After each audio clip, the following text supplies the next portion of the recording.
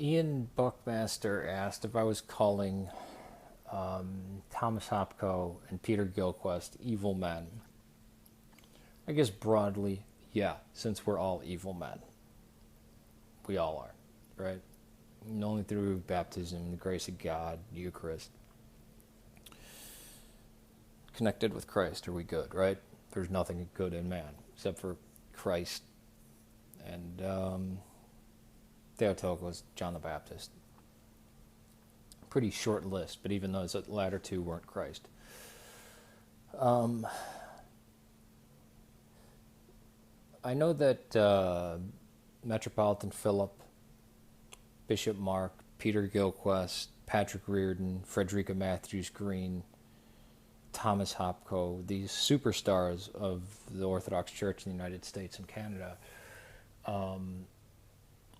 are looked up to, and they may have helped people come to Orthodoxy, greatly influenced people, greatly helped people. Many of their writings and even things they've said live or on video. But it's a funny thing with idols or role models. Once you meet them, sometimes they're not what they seem to be. With Frederica Matthews Green, she went nuts around 2000, believing that the Y2K was going to hit, and basically it was going to be the Terminator apocalypse, and that we needed to all go into bunkers and hide food and ammunition because it was going to be World War III. Loony, but not bad, right? Just a crazy belief, whatever.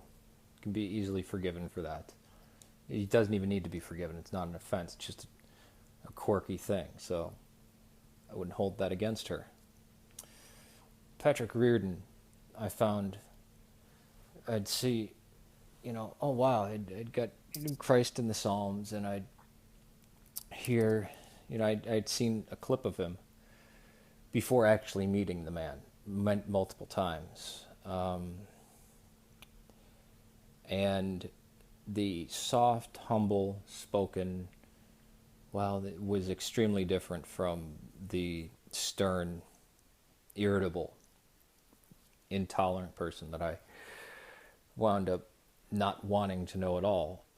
But he was instrumental. Him, Philip, Bishop Mark, Peter Gilquist were instrumental in a hostile takeover of a parish, just like 1980s hostile takeover of corporation or a coup in some banana republic.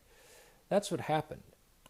And it was done through bribes and false promises, and to make people look good, but it was mainly done through one person who is pretty much a Calvinist, and who, when we suggested, hey, our mission should be in Aurora and we should reach out to the disenfranchised Roman Catholics. There are a huge Hispanic population in Aurora, a huge Mexican population. These people love the liturgy. They love the Theotokos, the Virgin Mary. They love the liturgy. They have respect for the Eucharist and baptism. And the response from the one individual who was a parish member, who would pay the majority of the mortgage of the parish, said, we can't associate with those people. I don't want those kind of people in my parish. He believed he owned the parish, and effectively he did. He and Philip and Mark and Gilquist and Reardon took a guy who had 3 churches fail underneath him. He was kicked out, and his the church communities failed from underneath him. And his current church in Glen Ellen was losing money, and he wanted his church to merge with ours, which was he wanted us to pay the mortgage of this expensive building that he couldn't afford. So he refused to attend any of the services or liturgy until the day that he went from being not even a catechumen to being baptized and made a deacon. And they waited. I think they actually canonically had to wait something like 16 hours before they made him the head parish priest. And his attitude was, people from my parish are going to come here. And they did. And I hope all of you don't show up. My godfather was very tolerant with this man. Very tolerant. But he knew nothing about orthodoxy. And his wife, actually, when he was acting as the parish priest, this guy, I don't need to say his name, this Protestant who was a Protestant 24 hours, who was a Protestant 24 hours before, not even a catechumen, now a parish priest, head parish priest. His wife, and the wife of an Orthodox priest is very important, said to somebody, my godbrother actually, whose mother died. And she said, oh, what happened? Oh, my mother wound up passing away. And she actually said, oh, that's terrible. Was she saved? Now, this was a Byzantine Catholic who had come to Orthodoxy. Saved isn't what? And he goes, no, she wasn't Orthodox. Was she saved? Wow. And then the people who were under this guy, basically, it was the cult-like mentality. It was one of my friends who was pregnant who didn't want to go to his Bible study where he had the audacity after liturgy. He said it's mandatory to come down and learn Bible study from him, even though there were 80-year-old people in the church that were Orthodox from infancy. And most of the people in that parish, well, actually everybody in that parish was Orthodox longer than he was, except for his converts, or the people from his parish that became Orthodox by virtue of him becoming Orthodox. Bible studies after liturgy, right? And my friend who was pregnant at the time just wasn't feeling good, so walked out in the back and sat in picnic benches.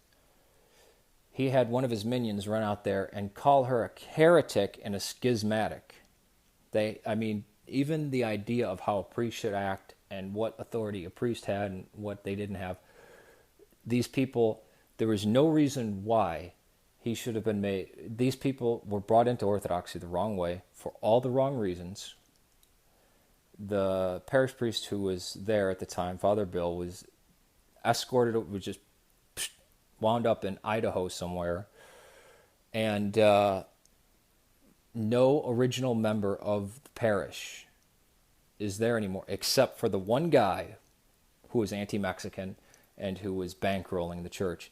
And when this was brought up this might cause a lot of people to leave, he said to Bishop Mark and Metropolitan Philip, with Reardon by his side and Gilquist, I can bankroll, I can fund the parish for the next 10 years by myself if necessary. And they were a party to this, to the absolute destruction of a parish. And it actually, many people became atheists after that. My godfather still will not attend church. His son does and goes to the same parish that I do. Just the church, which we are a part of, which is supposed to shepherd us, the bishops who are supposed to watch out for us, stabbed us in the back and did so with these quote-unquote superstars of Christianity, of American Orthodoxy.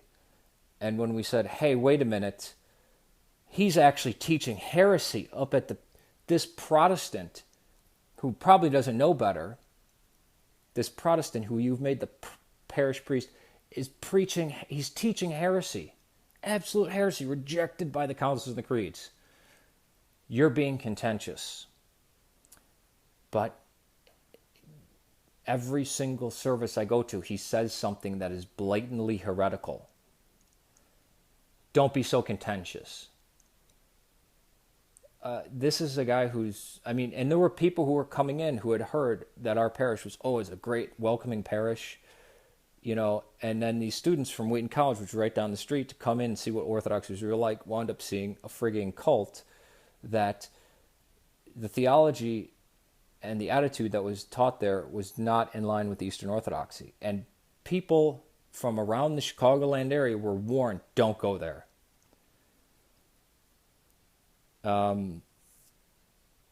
So Gilquist and Reardon, pompous and arrogant, and were party to the destruction of a parish for monetary gain.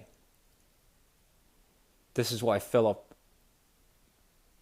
left the Antiochian Orthodox Church. Mark left the Antiochian Orthodox Church, and the OCA took him in. The OCA would not.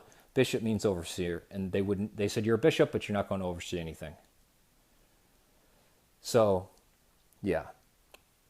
Reardon I found to be one of the most pompous, arrogant. I mean, even aside from the backdoor dealings and the backstabbing, before I even knew anything about that, I mean, he was really like, even if you said an opinion that he disagreed with, he'd get up in your face and really be like, you know, how dare you even disagree with me? I didn't know you held that opinion. You know what? You need to listen to me. I'm a priest. But on video, he's, oh, the humble guy. No. It's shocking, right? That's why I always urge people, stick to the councils and the creeds and what's said in the liturgy.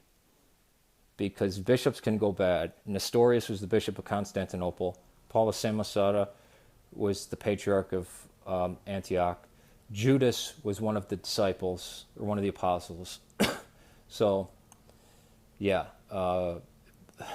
beware. I mean, that old adage, old saying that in the Orthodox Church, the floor of hell is paved with the skulls of bishops, is true.